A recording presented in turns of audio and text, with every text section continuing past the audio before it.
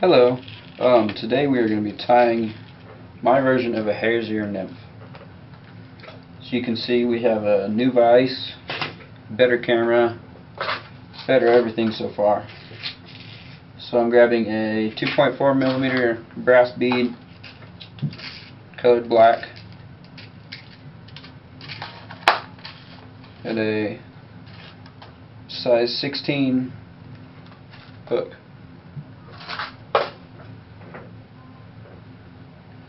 Pop that bead on there.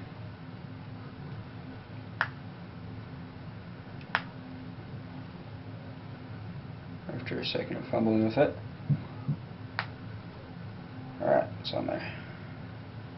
So you're going to go and put this hook in your vise.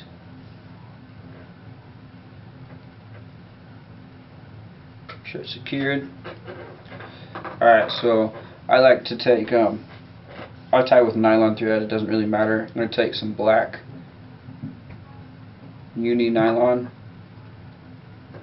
70 denier.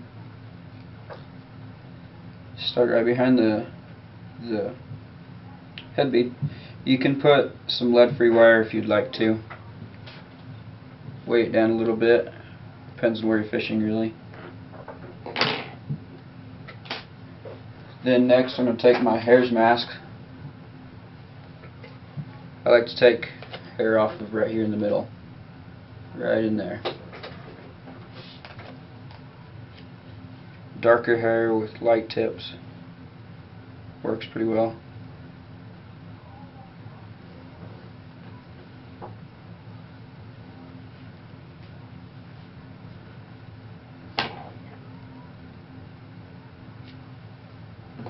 Just take a little clump of that. Try to cut it as close to the mask as you can. And pinch the tips of those guard hairs. Strip out a lot of the underfluff.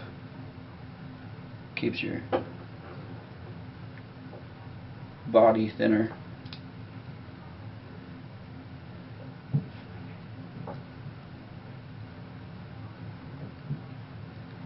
Tie that down on top of the hook. Don't let it shift to the side or all the tail will splay. I tend to do mine with a bit more tail than that. So if it's not as much as you like, you can just go and take more off this rabbit mask.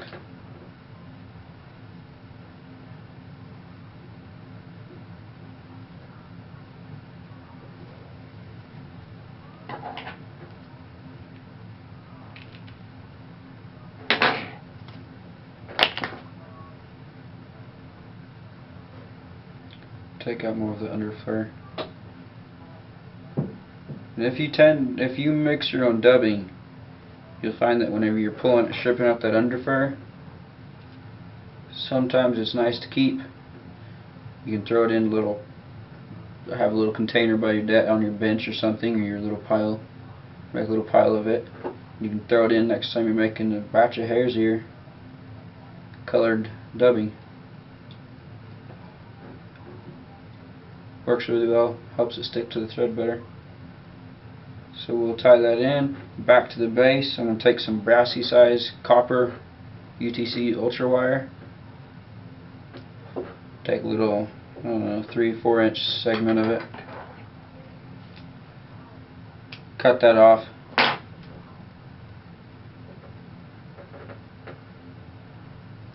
Put your wire back on there so it doesn't fly off.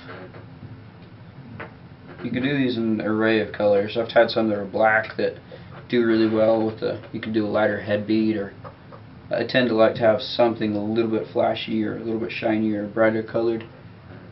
And my flies, solid black fly, if you have it dead really heavy and it just let it dead drift along the bottom, that works pretty well too, because there isn't light that hits down there very well, so the fish aren't used to seeing flashy bugs. Take that wire, tie it in. It may look a little bit kinky, but doesn't matter.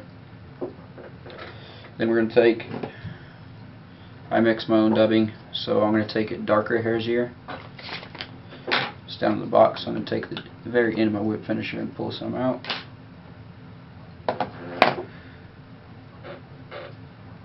And I like to have a really nice taper coming from the back of the fly, leading up to really fluffier in the abdomen.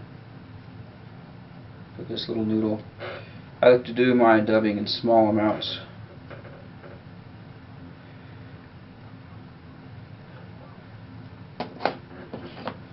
Sorry, this dubbing doesn't want to come out this hole very well. Doesn't link up together. I'm getting low in that one spot. This is semi-mixed. I'm not going to be brushing this fly out today. Otherwise you'll be able to see lots of really good guard hairs. I just don't have my dubbing brush here.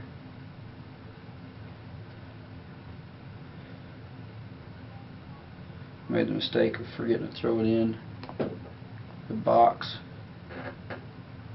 Put a little more on the thread. I like to work it up to, let's see, the two-thirds area up your fly. Doesn't matter exactly where. Just it depends on how big you like your wing case. I like a good wing case that you can see. With this version that I do, it's not like a regular old wing case like everybody else does. That's what kind of puts it onto my own throw. Alright, so I got that there. Unlock your vise if you have a rotary. If not, you just hand wrap this. There's lots of people that counter wrap this. To me, it doesn't make that big of a difference. I like it to sink in the material pretty well, so I just regular wrap it. See, I put like 4 or 5 wraps with your wire in there. I have 5 in the dubbing and then 1 out. That's just so I can tie it down. Couple on top, couple in front. Just get it secured down pretty well. And one thing, if you have this little area of your fly skinnier, you can tie that wire forward to give it a little bit of bulk. But you don't want it too much, because then you have stuff trying to slide out over the bead. Just make a good thread base right there. Then you're going to take your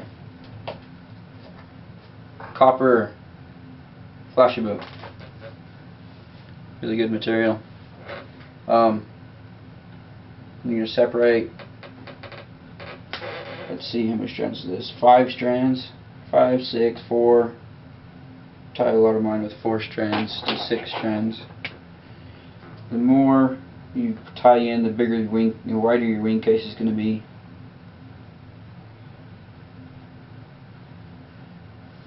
This will be tied in. One thing about this is if you tie it in flat with your stuff spaced, you can have them come over and separate from each other just a little bit. That makes a better, wider wing case also. Tie that down. You can use whatever color Flashabou wire. I just like to use the Flashabou and the wire, same color, blends in better. Tie that in, lay it back. If it's laying out to the side or forward, try and get it back there, because it'll be a pain in the butt, in the way whenever you're trying to build up your abdomen. I think this is abdomen. Somebody correct me if I'm wrong, but that's what I've been calling it. Maybe a thorax, I don't know. I need to look up bug anatomy. I like these being a bit more bulky, just like with a lot of nymphs. Noodles at a time. You don't have to worry about this spot being too tight. It's not gonna matter too much in the end. Woo. Oops. 1 wrap, 2 wraps behind that bead. Grab your Flashabou. You can pull it forward. I like to do a loose wrap, and then you separate. You can mess with each individual strand. Separate that wing case out wider, especially if you tied it narrow at the back and then wider at the front. Makes kind of like a triangle. I like how that looks quite a bit. This is just all personal preference, what color Flashabou, wire, all of that. You can even take this little bit of tag of Flashabou and turn it around and make legs out of it. Works really well. So if you tie in 6, you can separate 3 out this side, 3 out this side, tie them in or tie them back, do a little bit of dubbing over that, and trim them to your length that you like. So yeah, that's a simple version of mine.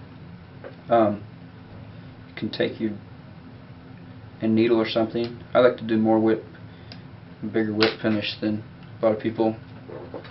As long as this bug ain't gonna come apart. That's what I like. Cut off your thread close. Lay your bobbin down. I like to go in with my nails and push that back off the bead a little bit. So yeah. I have a longer hair right here. Trim that a bit shorter.